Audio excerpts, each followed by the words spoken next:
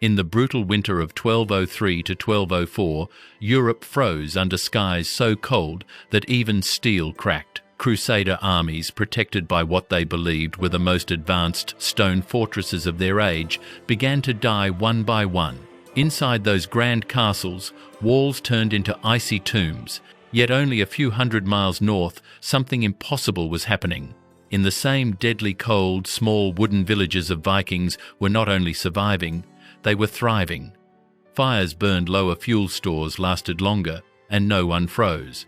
How could simple timber huts outlast mighty castles built by the finest engineers of medieval Europe? That question defies everything we think we know about progress. It asks a heretical idea: what if so-called primitive technology actually outperformed modern design? What if survival itself depended not on power or size, but on understanding the environment in ways we've forgotten archaeologists once thought they knew the answer, until routine excavations at Borg Museum in Norway revealed traces of something far more sophisticated than myth. And when researchers from Uppsala University analysed those findings, their instruments told them the unthinkable: these ancient houses behaved like engineered machines. Every beam, every joint, every layer of earth and wood followed patterns of thermal control we only rediscovered in the 20th century. This isn't a story about superstition or luck. It's a story about knowledge carved into timber, passed through generations who lived or died by its precision. The Vikings didn't merely survive winter, they mastered it through an understanding of heat, air, and material far ahead of their time. By the end of this journey, you may find yourself questioning what technological advancement really means, and wondering if the smartest engineers on Earth once swung axes instead of holding blueprints. The deeper archaeologists dug into those Viking settlements, the more the mystery grew. The secret wasn't hidden in weapons or gold, it was hidden in wood. For centuries, historians dismissed Viking houses as primitive huts made from whatever trees surrounded them. But new analysis revealed something far more deliberate. The Vikings didn't just use wood, they engineered it. They selected trees that grew on the harshest northern slopes, places where winters lasted 9 months and the wind could carve through stone. Trees that survived in those brutal climates developed tight, dense growth rings and sap filled with natural resins. That density made the timber stronger and, more importantly, an extraordinary insulator. When researchers compared samples from Viking longhouses to modern building materials, they found that this ancient wood retained heat up to 30% better than conventionally treated timber. And then came the part that stunned material scientists. Dendrochronology, the study of growth rings, revealed patterns suggesting a kind of preparation technique. Some timbers bore microscopic signs of prolonged water exposure at near-freezing temperatures. This led to a hypothesis that the Vikings used a process we now call cold water seasoning, soaking freshly cut wood in icy rivers or fjords throughout the winter before drying it. Modern experiments have shown that this method compresses the cell structure, pushes out air pockets, and increases thermal resistance dramatically. Imagine a millennium before modern insulation science. People without electricity were already improving molecular density simply by letting nature do the work. Here's where the paradox becomes almost poetic. Most modern materials fail when temperatures drop. Plastics become brittle, concrete cracks, insulation loses efficiency. But Viking timber did the opposite. As the cold deepened, the wood's internal fibers contracted and locked tighter together, sealing microscopic gaps and preventing heat loss. Their houses didn't fight winter, they adapted to it. Think about that for a moment. The colder the night grew, the stronger the walls became. It's as if those structures were alive, tightening their wooden muscles to keep families safe while storms raged outside. What we once called primitive was in truth the result of observation so precise that it anticipated the principles of thermodynamics by nearly 1,000 years.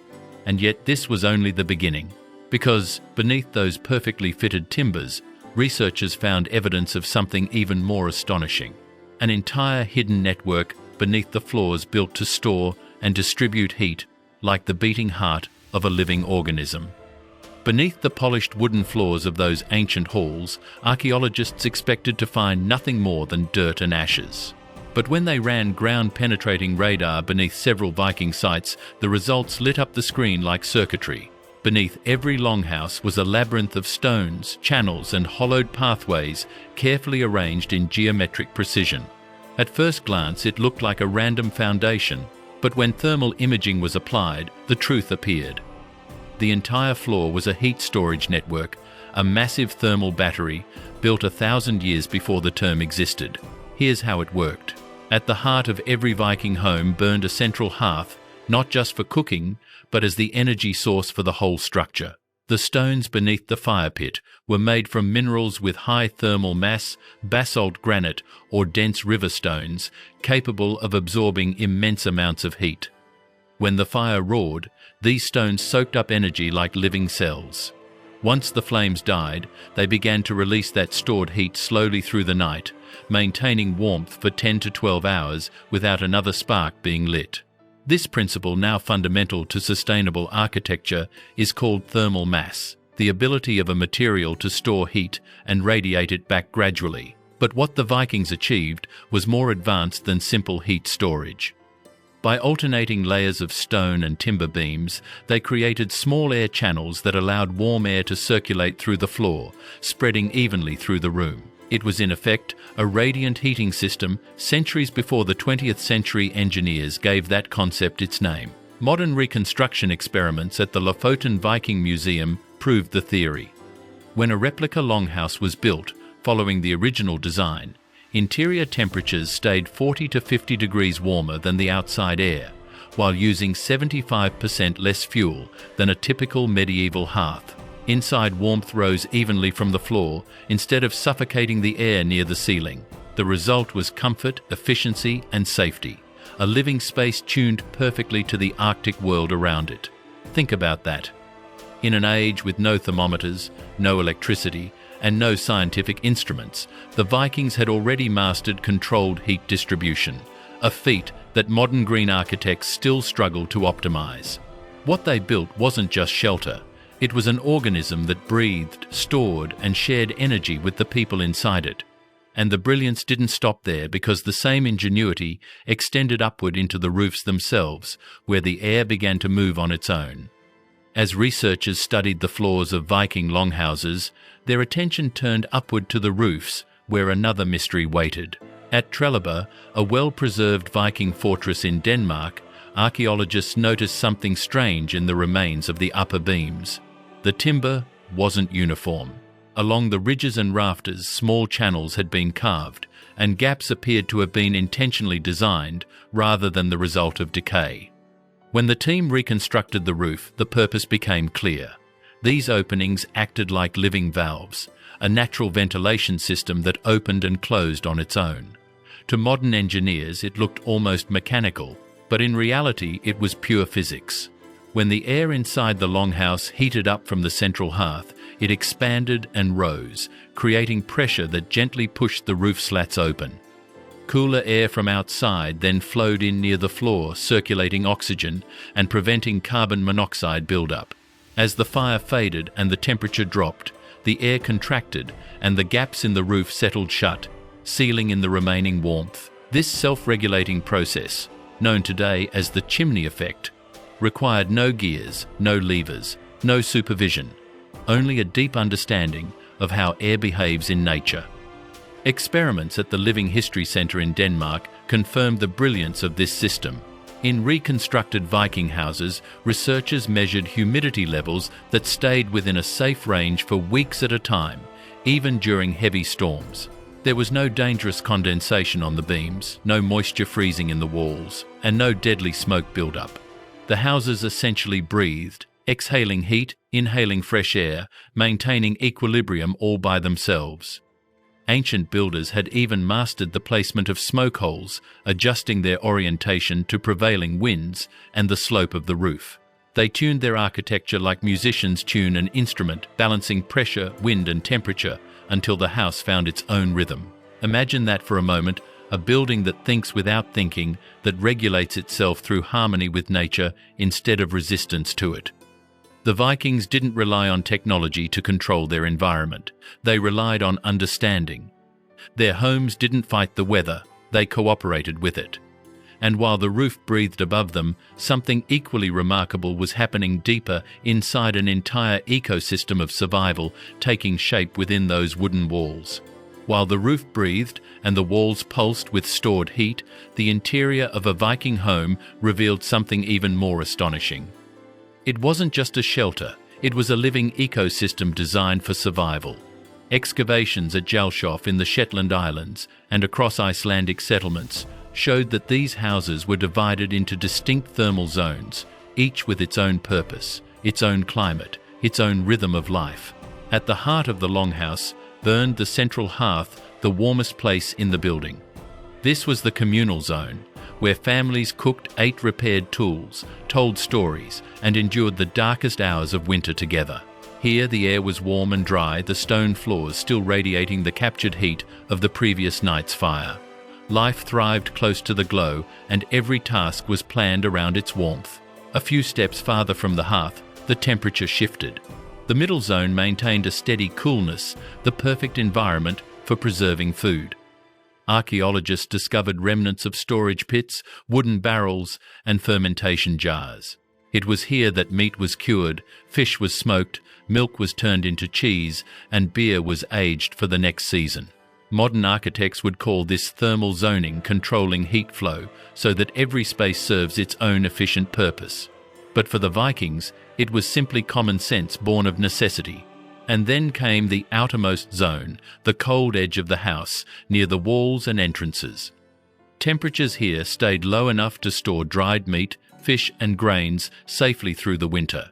In effect, the Vikings had built the first naturally refrigerated rooms in northern Europe, powered not by machinery, but by the clever manipulation of airflow and insulation.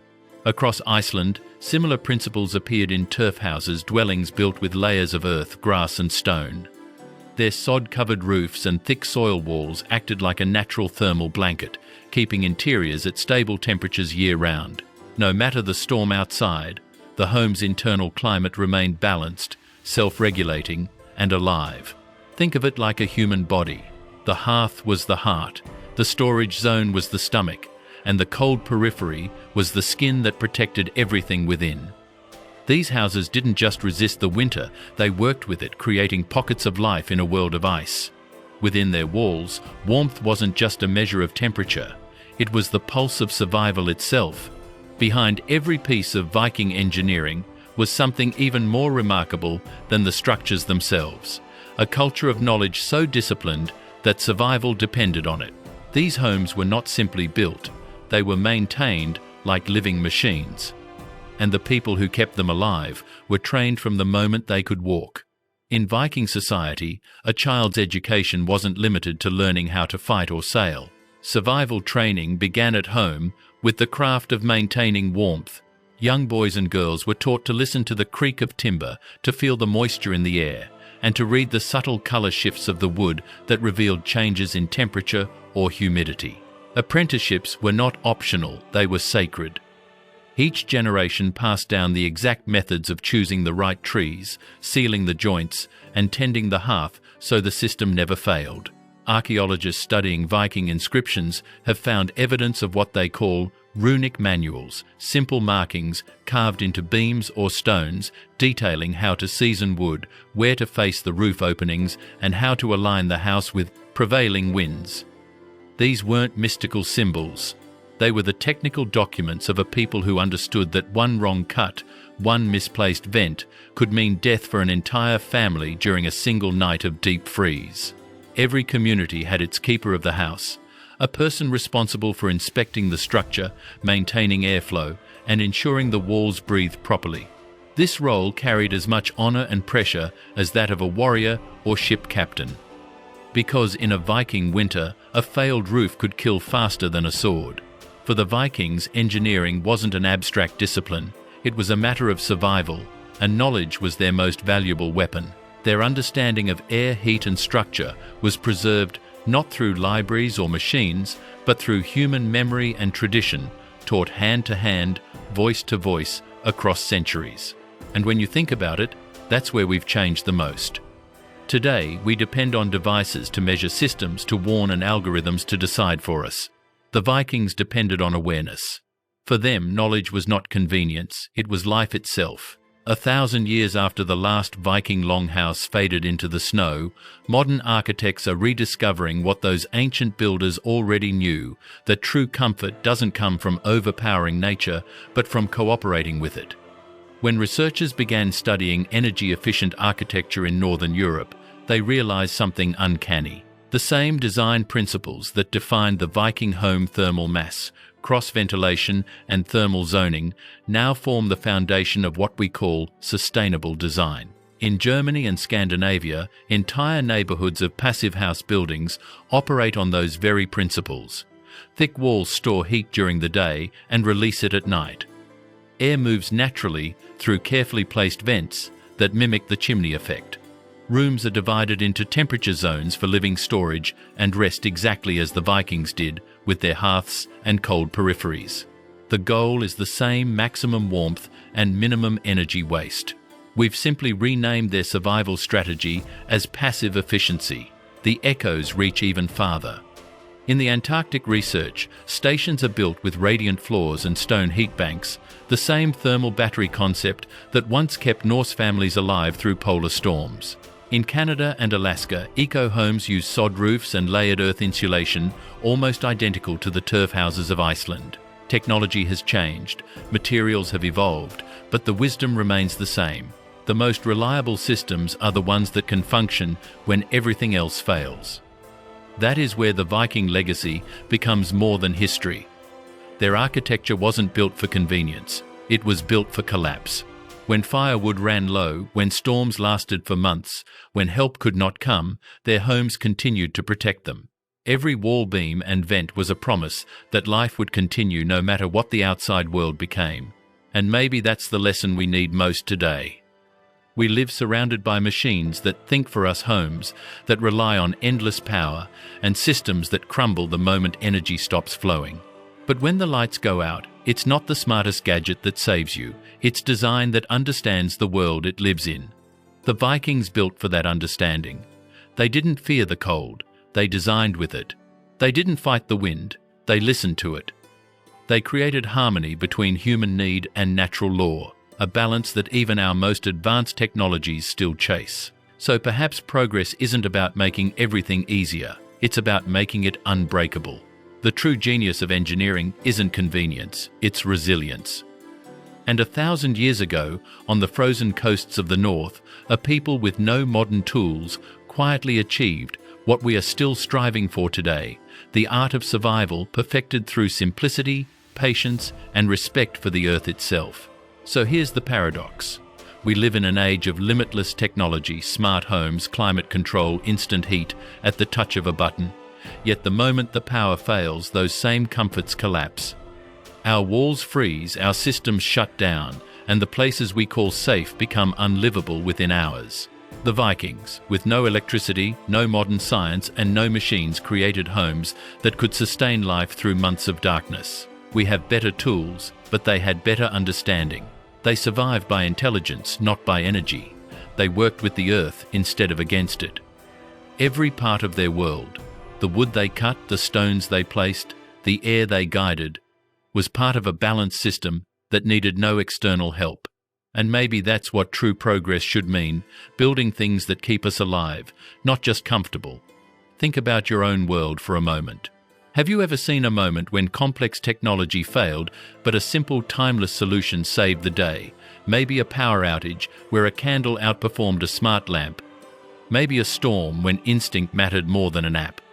The Vikings lived in that truth every day, where knowledge replaced convenience and awareness was worth more than invention. Perhaps advancement isn't about adding more layers of technology, but about rediscovering how to live in harmony with what's already around us. Because when nature pushes back, it's not sophistication that saves us, it's simplicity.